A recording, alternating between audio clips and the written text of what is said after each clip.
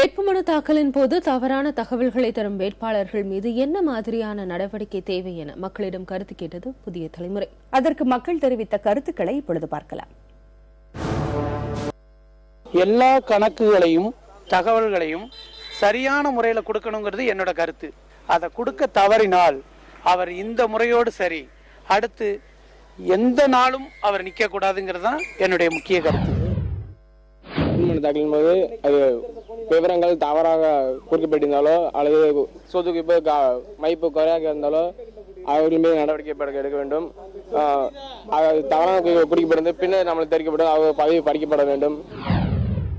வேட்பாளர்கள் தவறான தகவல்களை கொடுத்தால் வரும் தேர்தலில் அவர்களுக்கு அந்த வேட்பாளரின் அங்கீகாரமே ரத்து செய்ய வேண்டும் என்பது என்னோட அறிவுபூர்வமான ஒரு நம்பிக்கை.